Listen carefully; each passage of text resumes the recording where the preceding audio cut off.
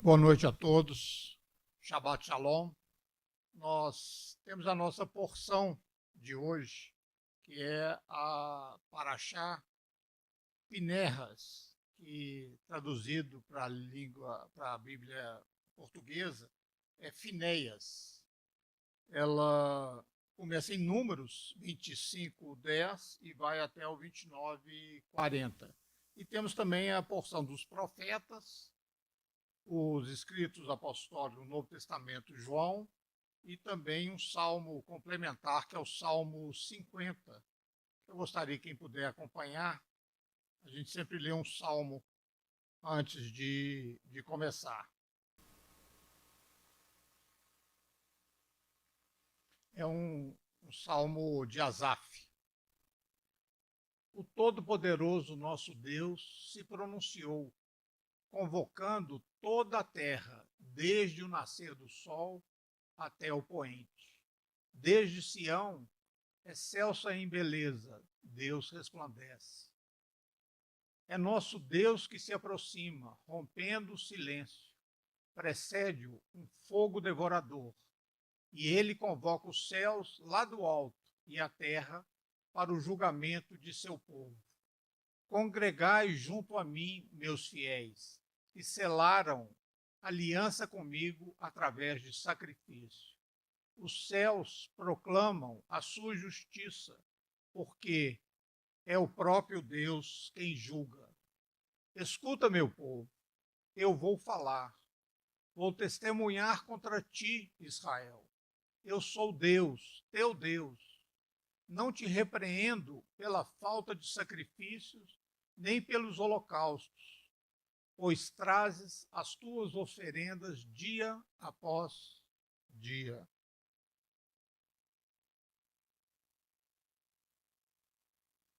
Contudo, não tenho necessidade de nenhum novilho dos teus estábulos, nem de bodes dos teus apriscos, pois todos os animais da floresta são meus, como são as cabeças de gado aos milhares nas colinas.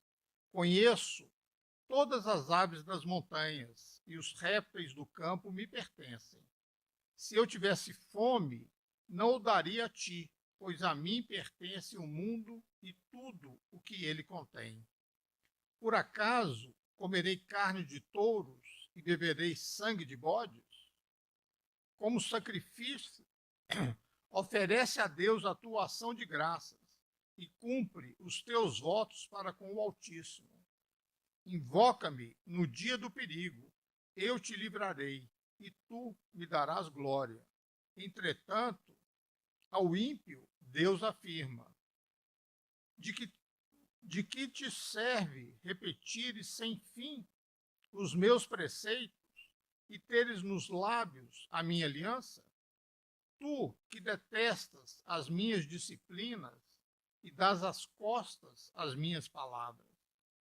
Ao encontrar um ladrão, a ele te associas como amigo, e com adúlteros te misturas alegremente. Soltas facilmente a tua boca para o mal, e a tua língua é hábil para tramar mentiras. Assenta-te à vontade para falar contra teu irmão, e és rápido para caluniar o filho da tua própria mãe. Ficaria Deus calado diante de tudo quanto tens feito? Pensavas que eu era semelhante a ti? Eis, no entanto, que agora eu te acusarei veementemente, sem omitir falta alguma. Considerai, pois, nisso vós que esqueceis a Deus, senão vos faço em pedaços e ninguém vos poderá libertar. Quem me oferece sua sincera gratidão como sacrifício, honra-me, e eu revelarei a salvação de Deus ao que anda nos meus caminhos. Amém?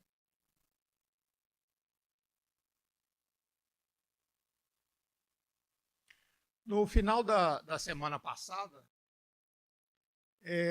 nós aprendemos, né, que as mulheres midianitas, elas tentaram seduzir o povo judeu para eles adorarem Baal, né, o deus deles, um ídolo pagão. E a estratégia de seduzir os homens surtiu efeito. Mas Deus mandou uma praga que matou 24 mil pessoas naquele dia. A história tem o seu clímax quando Zinri, um príncipe da tribo de Shimeon, ele é flagrado tendo relações pecaminosas com Casbe, que era uma princesa midianita, bem no meio do acampamento à vista de todos.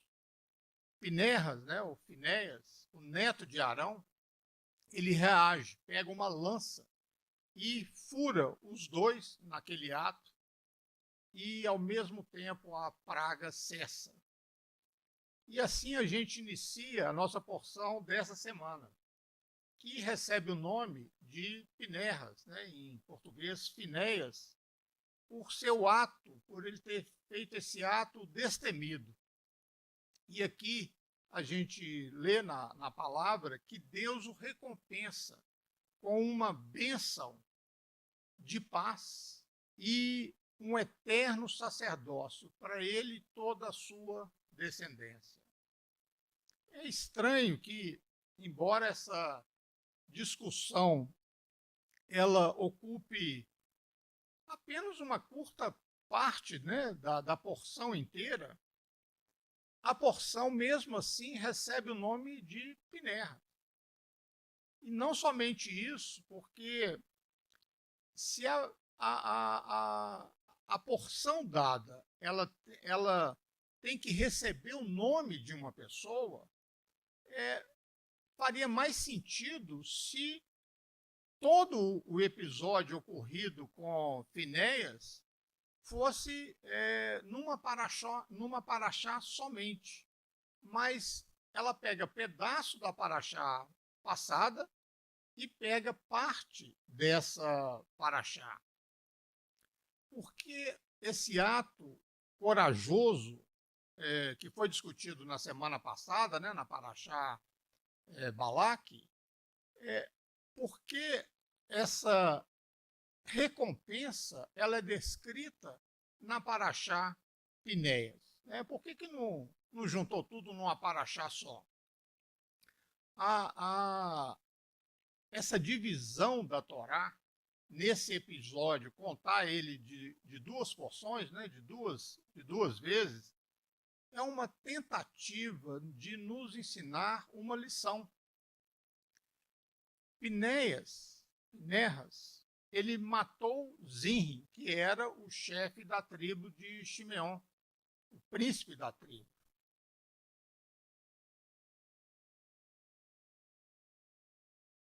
Estava fazendo a coisa certa. E alguém tinha que tomar uma atitude e impedir que essas mulheres midianitas continuassem causando a morte do povo judeu da nação judaica. E essa ação de Pinehas, que era um sacerdote, ela foi uma ação de alto nível. Ele agiu, não que ele desejava ter o nome dele na porção da Torá, ele agiu com um sentimento de santificar o nome de Deus dentre aqueles acontecimentos que estavam surgindo. E, ao separar a ação de Pinehas e sua recompensa, a Bíblia separa em duas paraxás, a Torá está nos ensinando que Pinehas ele não se preocupou em receber uma recompensa de Deus. A ação dele foi realizada por livre e espontânea vontade dele mesmo. Quantas vezes a gente se acha fazendo algo não porque é a coisa certa a fazer, mas porque nós desejamos receber uma recompensa por aquilo que estamos fazendo. Quantas vezes a gente faz algo para, de certa forma, destacar o nosso ego? O que a Torá está ensinando através da Parashá Piné é que nós devemos fazer as coisas com mais empenho, simplesmente porque nós sabemos que é a coisa certa a fazer. A nossa recompensa pode vir numa hora certa ou não, mas nós devemos fazer aquilo que sabemos que é o certo. Não devemos fazer boas ações apenas para ver o nosso nome brilhar. A Torá, então, relata a reivindicação feita pelas 5 filhas de Seloferrad por uma parte da herança na terra de Israel. Como eram as 5 mulheres, né? E o pai morreu, e a herança passava, era para o homem, então elas pediram a Moisés para que elas fossem de alguma forma beneficiadas, porque elas não tinham irmão. E Moisés consulta a Deus e a lei da herança é mudada. E isso nós vamos ver um pouquinho depois, né, que eu estou fazendo um resumo de toda a Paraxá, para depois entrar em alguns pontos. E Deus mostra que a terra de Israel, quando não tem um homem para receber, que a herança seja recebida pelas mulheres.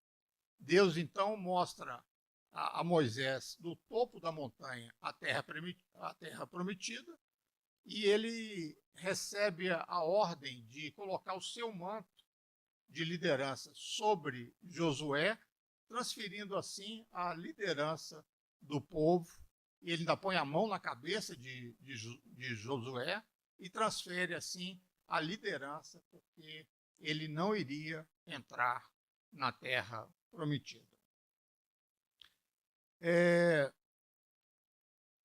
O nome Josué, aqui é uma curiosidade, né? No inglês é Joshua, e o nome bíblico derivado do hebraico é Yehoshua. O nome era uma alternativa do nome Yeshua, que na grafia grega é essa que está aí, e que se pronuncia Jesus, e no latim, Jesus, e no português, Jesus. A porção da Torá, então, ela conclui com uma completa descrição de todos os sacrifícios especiais a serem ofertados em várias festas, festas do Senhor durante todo o ano, além do sacrifício que era trazido todos os dias, um pela manhã e outro à tarde. E essas sessões também elas são lidas na Torá em todas as festas nos dias apropriados. 25:11, Números 25:11, em hebraico, números, é a palavra Bemidbar, que significa no deserto.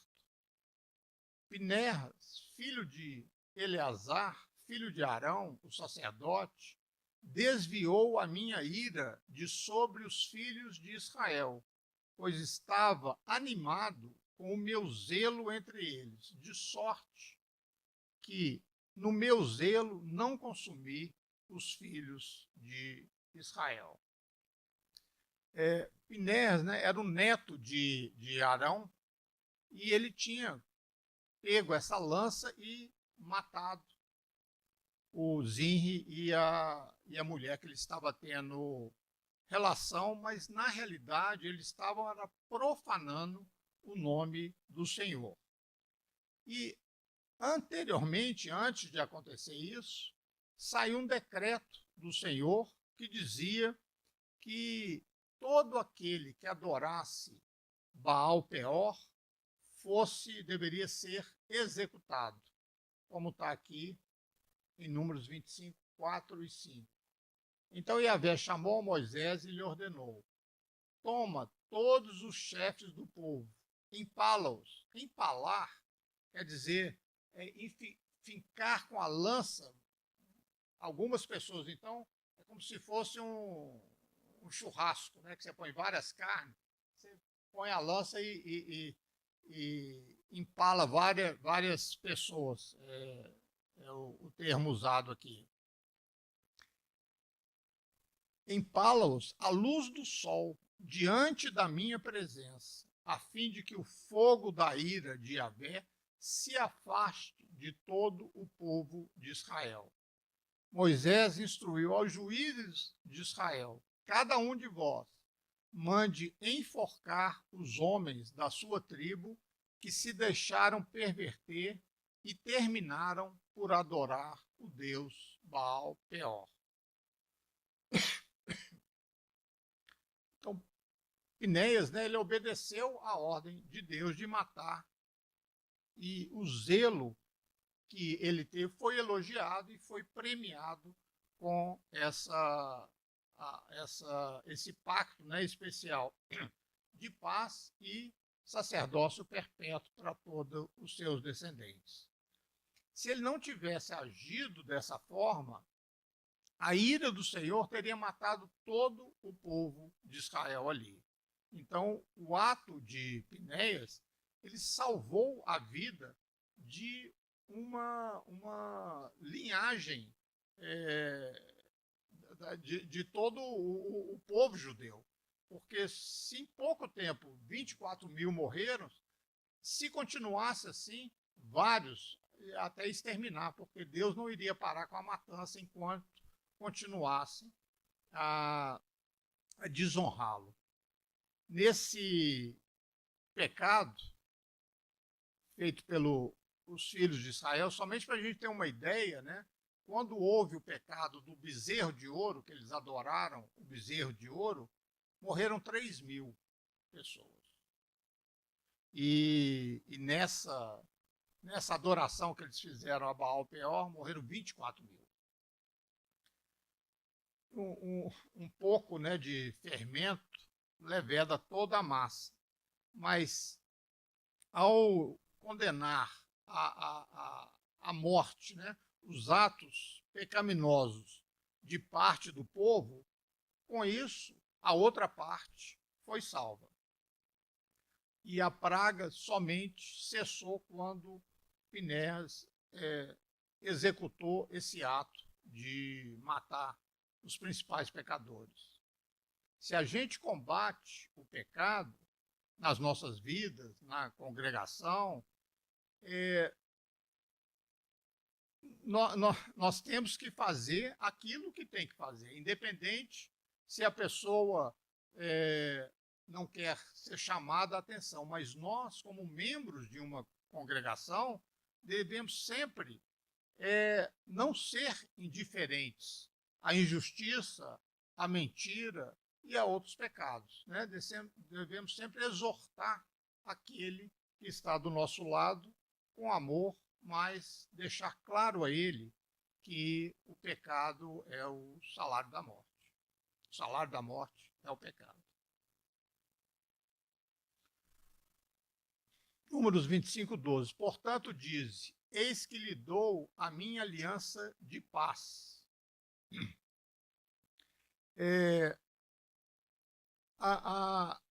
Uma coisa interessante que eu queria mostrar para vocês, tem uma palavra soferut, que são as leis sobre a escrita hebraica, que principalmente na Torá ou no Sefer Torá, né, que são os rolos da Torá, ela exige que as letras sejam muito bem formadas, que uma letra não pode encostar na outra. Isso era feito com pena, né,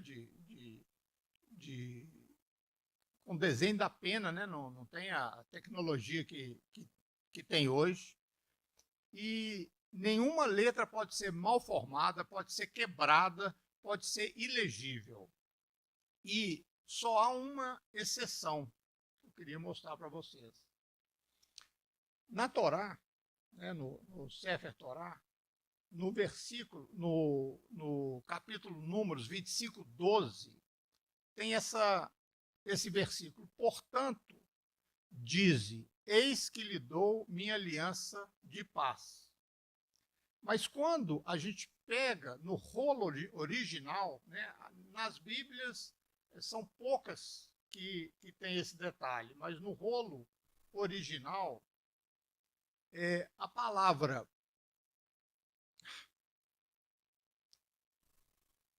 Silas, me ajuda aí.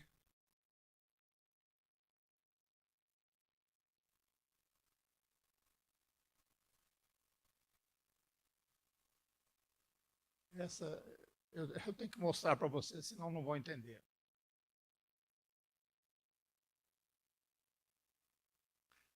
Aqui está escrito a palavra. Vou brincar.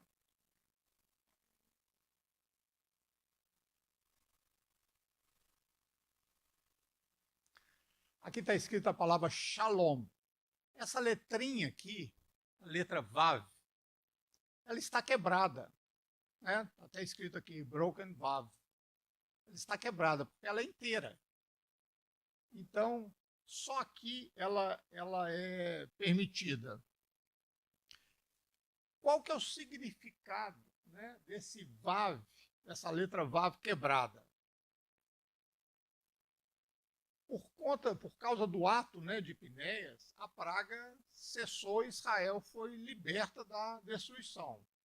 De um ponto de vista messiânico, a gente pode ver que Finéias, ele é uma sombra de Yeshua, de Jesus, pois está escrito que ele foi zeloso pelo seu Deus e fez expiação pelo povo de Israel, como diz lá em Números 25, 13. Nós podemos pensar ainda que o Vav quebrado, ele demonstra a imagem do Messias quebrantado, que é o caso que aconteceu com Yeshua, né, que foi totalmente quebrado para a nossa libertação. E o Vav, todo o alfabeto hebraico, toda letra tem um número. O Vav, essa letrinha aqui, ela tem o número 6. O número 6 é o número do homem. Por que o número do homem? Porque o homem foi criado no 6º dia. Então, o Vav quebrado representa um homem quebrado. Nesse versículo, o homem foi quebrado por causa de um pacto de paz que trouxe expiação sobre Israel, que é outra imagem do Messias representando a nossa libertação. A tradição diz também que Pinérras, ele só teve a justiça na mente e ele não executou essa justiça com misericórdia, que é uma atitude de Deus. Por isso, o pacto não foi perfeito. As Escrituras ensinam que não há paz sem justiça, mas está escrito que o fruto da justiça é a paz. Então, onde se fala de justiça, logo se fala de paz. Então, como essa paz, ela não, esse ato, né, esse convênio que foi feito, ele não teve os ingredientes paz e misericórdia e paz completa, porque não houve misericórdia da parte de Finéias, disse que o Vav também é quebrado porque faltou um ingrediente importante do Senhor, que é a misericórdia. Então, dessa forma, só refletia uma parte do caráter do Senhor, que é a justiça, mas a parte da misericórdia ficou faltando.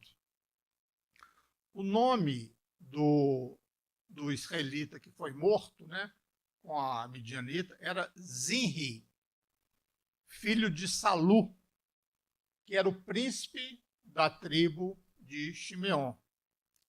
Na Bíblia em português é Simeão. Esse exemplo fez a praga levar à morte muitos israelitas. Então, eu peguei o censo que foi feito, o primeiro censo e o segundo, para a gente dar uma comparada. Eu quero mostrar para vocês. Quando a praga passou, o Senhor falou a Moisés e a Elisar, filho de Arão, né, que era também sacerdote, dizendo o seguinte: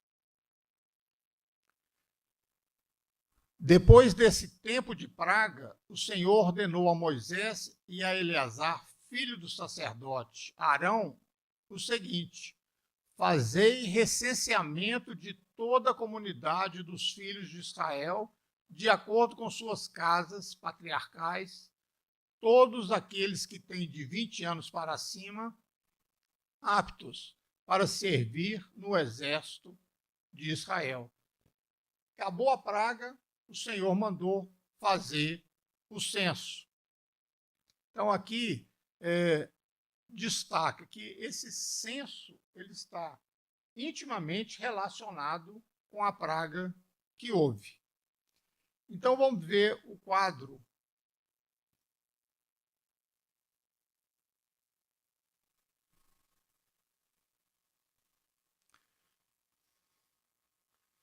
Uma coisa interessante aqui está o primeiro censo. A tribo que foi o ícone, né, de desonrar o Senhor foi Simeão, né? Simeão em hebraico. Ela tinha no primeiro censo 59.300 aqui, homens maiores de 20 anos, e no segundo 22.200. Só essa tribo perdeu 37.100 homens.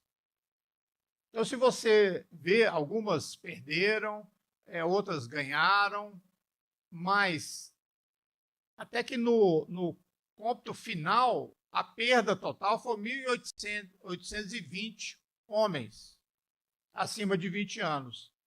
Mas significativo, né, mostrando que o salário do pecado é a morte, é exatamente a tribo de Simeão, onde o Zinri era o príncipe dela. 37.100 homens mortos. O povo de Israel, ele poderia ter sido um dos povos mais numerosos do mundo, se na história estivessem mais zelo com a obediência à Torá. E esse censo também, ele serviu de base para a divisão das terras, quando eles entraram na terra prometida. Então, a pessoa recebia o tamanho da terra de acordo com o número de pessoas da tribo. Então, com isso, perderam, além de vidas, né, muitas vidas, a tribo de Simeão, perderam também muitas terras, deixaram de ganhar muitas terras.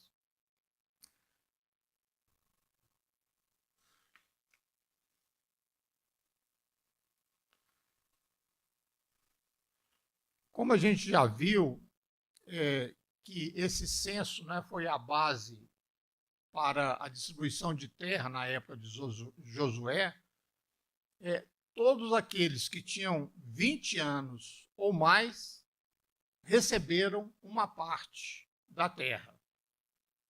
As pessoas receberam a terra de acordo com o número de pessoas que estavam levantadas no censo. E cada família recebeu terrenos que correspondiam ao número de varões, né, de homens que entraram na terra prometida.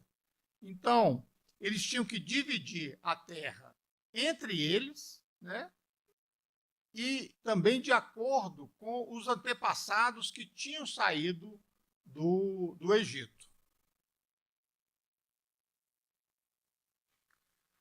Números 27, 4. Por que se tiraria o nome de nosso pai do meio de sua família, porquanto não teve filhos? Dá-nos possessão entre os irmãos de nosso pai. É isso, porque as filhas de Sofelate, como elas não tinham irmão, elas clamaram a Moisés que não seria justo elas não receberem nada só porque elas não tinham um irmão. E aí essa lei da herança, ela é mudada pelo clamor que elas fizeram a Moisés, e Moisés colocando diante de Deus, Deus aprovou a mudança. E aí Deus fala, as filhas de Zelofeade falam retamente, certamente lhes darás possessão de herança entre os irmãos de seu pai, e a herança de seu pai fará passar a elas. E falarás aos filhos de Israel, dizendo, quando alguém morrer e não tiver filho, então fareis passar a sua herança à sua filha. E Yahvé, ele dá razão às filhas, dizendo que se não há filhos, então vamos dar para a mãe. Por quê? Porque eles são considerados judeus a partir da mãe, né? Se é filho de uma mãe judia, então é considerado judeu. Mas no caso da herança, o que importa é o pai. Então, teve que ser mudado. Números 27, 18. Então disse o Senhor a Moisés, toma para ti Josué, filho de Num, homem em quem há o Espírito, e põe a tua mão sobre ele. Moisés, ele recebe a ordem de colocar as mãos sobre Josué, e ele é instituído no ministério como sucessor de Moisés, exatamente pela imposição de mãos que foi exigida que fizesse diante do povo. E, ao mesmo tempo, é transmitido a ele o espírito de sabedoria, como diz lá em Deuteronômio 34, que nós vamos ver no livro seguinte. E, ao longo dessa paraxá, são vários sacrifícios. E eu acho que seria muito maçante falar sobre cada sacrifício, como é feito e tal. Então, eu fiz um resumo para vocês.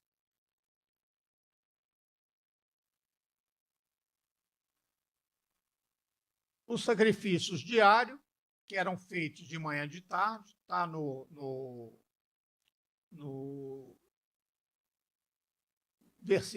capítulo 28, versículo 3 a 8. Os semanais, que é a cada Shabat, os mensais, a cada lua nova, os anuais, nas festas de Pesach, Páscoa, Hag Matzot, as festas dos pães asmos, os anuais,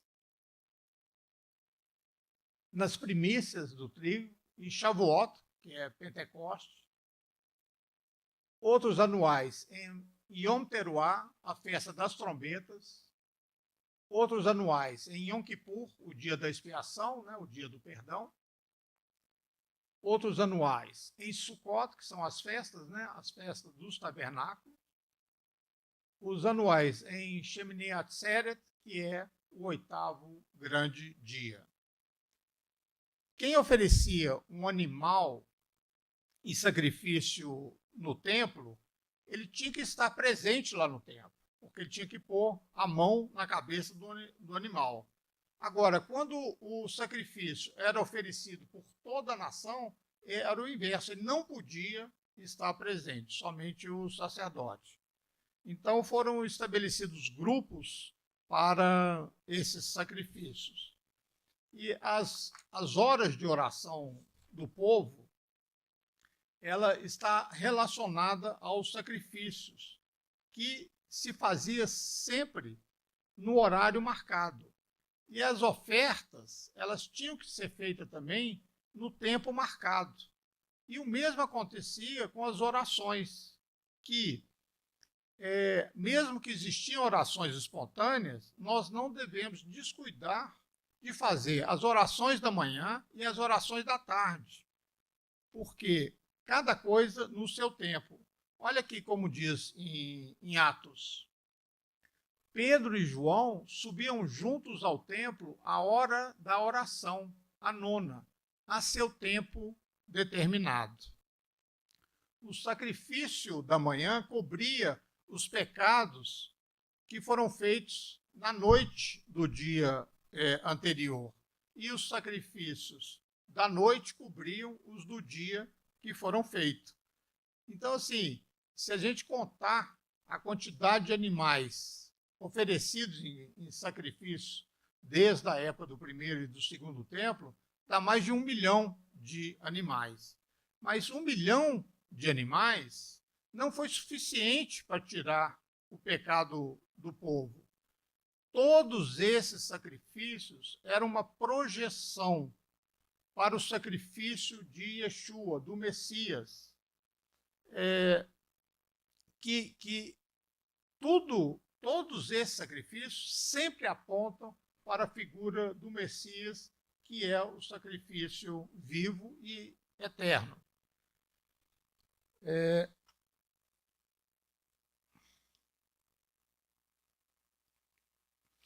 Sempre que a gente faz uma paraxá, eu acho importante trazer o assunto para a nossa vida de hoje.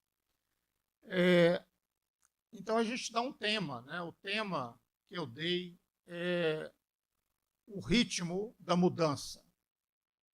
A passagem que Deus diz a Moisés para ele se preparar para a morte, e Moisés pede a Deus que dê a ele um sucessor, é interessante sobre liderança.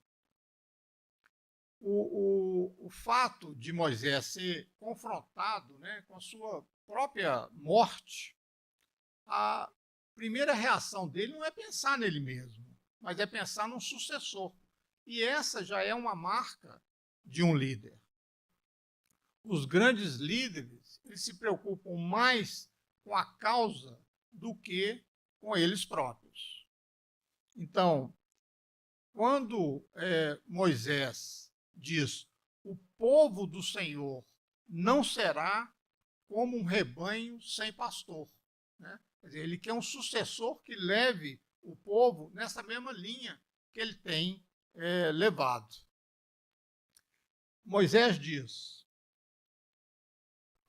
que o Senhor, Deus dos espíritos de toda a carne, designe uma pessoa sobre a comunidade que saia na frente deles e volte na frente deles, que os traga para fora e os traga de volta, para que o povo do Senhor não seja como ovelhas sem pastor. Essas palavras que diz um líder sair e voltar na frente do povo, o que será que quer dizer isso, né? É que eles estão conduzindo o povo para fora e depois trazendo eles para dentro de novo. Parece uma coisa meio repetitiva, né? Quem sairá à frente deles e voltará à frente deles?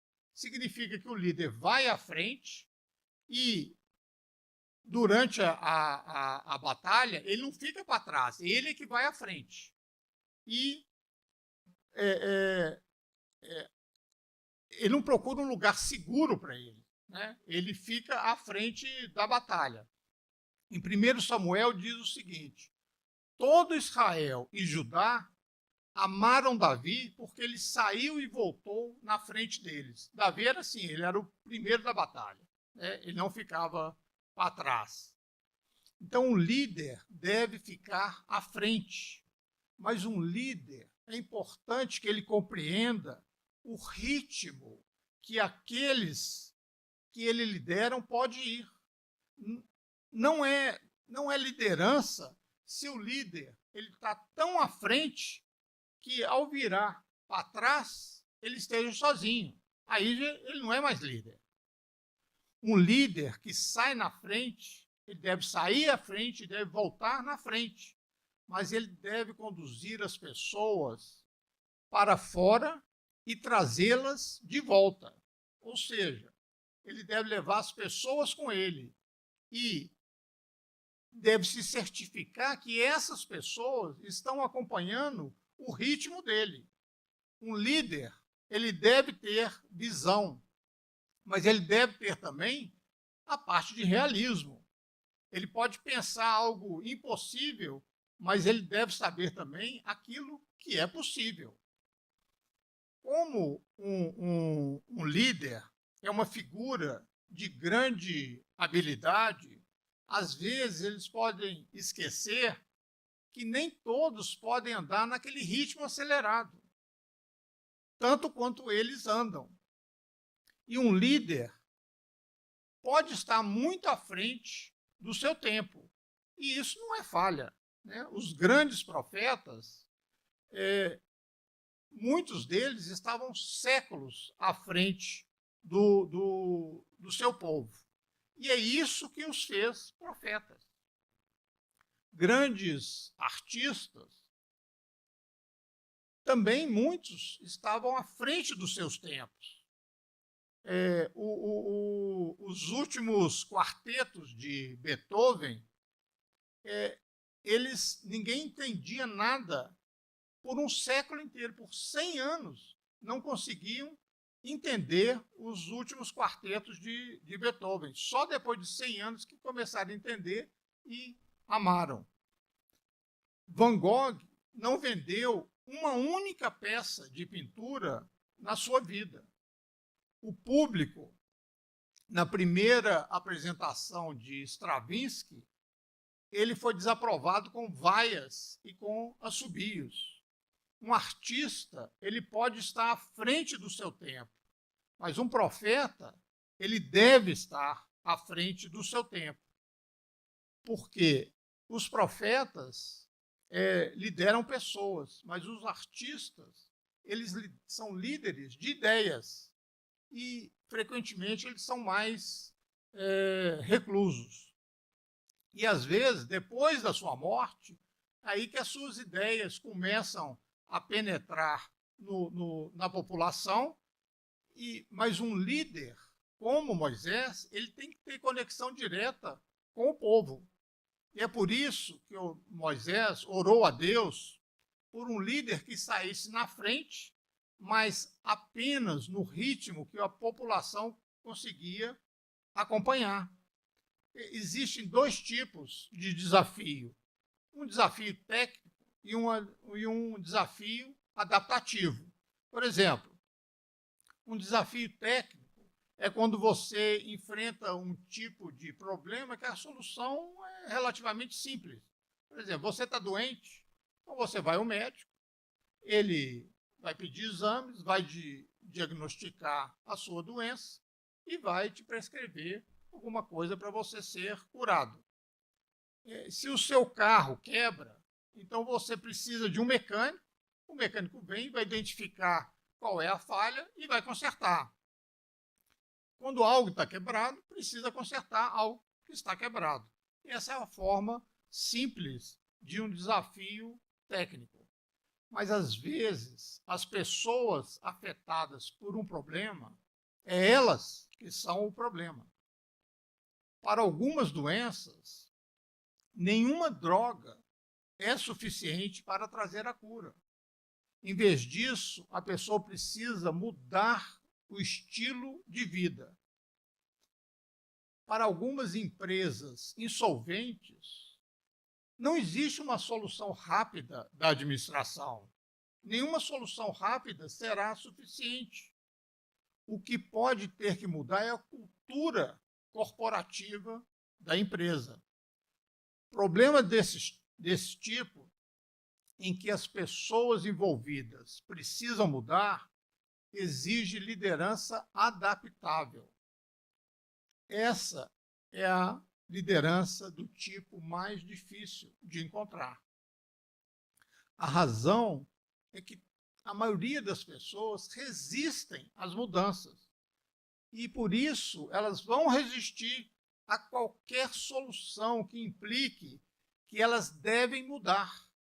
Elas verão o problema sempre como algo fora delas. Elas vão culpar um fator ou culpar uma pessoa, mas elas vão, às vezes, até optar por uma cura técnica que não existe. Porque esse tipo de solução está muito mais dentro da pessoa em aceitar a mudança do que uma solução técnica que não existe. Mudança dentro da gente mesmo é insuportavelmente estressante. Na verdade, ela pode ser comparada a um luto. É por isso que os líderes adaptativos geralmente não são populares.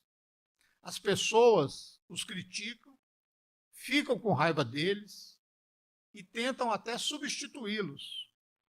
A liderança adaptativa, ela precisa de coragem, mas o ponto é ainda mais profundo.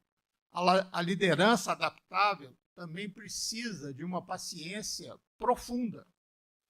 As pessoas demoram a mudar e um líder que, por definição, entende a necessidade de mudança, ele pode ficar impaciente e tentar forçar o ritmo mais rápido do que a pessoa consegue. A gente, por exemplo, admira Martin Luther King, Isaac Rabin, mas também a gente pode argumentar que eles deveriam ter reconhecido esses sinais de perigo do seu próprio lado. Eles deveriam ter diminuído o ritmo, abaixado a chama, ou às vezes até recuado. Eles estavam conduzindo as pessoas muito mais rápido do que elas podiam acompanhar. Isso é o que Moisés estava dizendo, que os israelitas sejam conduzidos por aqueles que sairá na frente deles e voltará na frente deles, liderando pela frente, mas também é aquele que os trará para fora e os trará de volta, ou seja, aquele que vai carregar o povo não indo tão rápido para que eles possam acompanhar. Por isso que Moisés disse isso, porque ele aprendeu isso quando aconteceu com os espias. Moisés estava mais do que pronto para entrar na terra prometida. As pessoas não estavam. O resultado foi catastrófico. Ele estava certo. Os outros estavam errados. Mas ele foi sábio o suficiente para perceber que um líder, mesmo que esteja certo, ele não pode prosseguir com as pessoas achando que aquilo está errado. A tarefa de travar batalhas e conquistar a terra era demais para uma geração que viveu na escravidão. Isso só poderia ser feito pelos filhos daquela geração, pois eles é que nasceram em liberdade. Às vezes, uma jornada que você olha no mapa leva alguns meses, ela acaba levando 40 anos.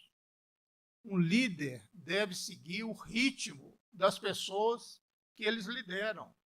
Eles devem educá-los, devem prepará-los para os desafios, deve escutar as suas queixas, devem estimular a sua coragem, mas também eles têm que estar preparados para desacelerar se eles não conseguirem acompanhar.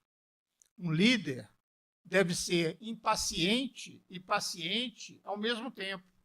É um equilíbrio difícil, mas não tem escolha, pois um líder não pode ir tão longe e rápido e descobrir depois que está sozinho. Tem que ter respeito pela diversidade, cuidado com os humildes, com os impotentes, bem como com os poderosos, e uma vontade de não ir mais rápido do que as pessoas podem suportar. Esses são atributos essenciais de um líder. Moisés sabia por experiência e Josué aprendeu por meio de um longo aprendizado junto com Moisés. Finéias poderia ter pensado: nossa, estou aqui no acampamento, Moisés, Arão, dois ícones, dois líderes proeminentes, que estão em silêncio, não fizeram nada.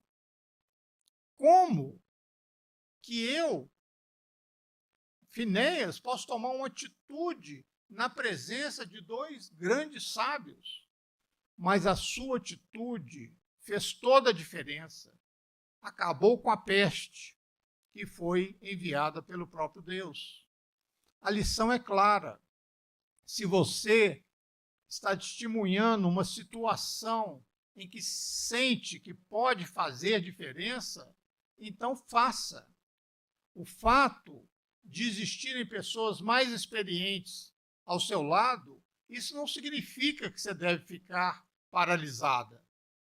Isso não significa que você não deve ter nenhuma ação e esperar essa ação de outros que são mais, você considera mais sábios. Talvez essa seja a chance de fazer algo histórico. Finéias nos lembra que quando a oportunidade bate à nossa porta, nós devemos abri-la rapidamente e não hesitar em assumir o controle. Shabbat Shalom.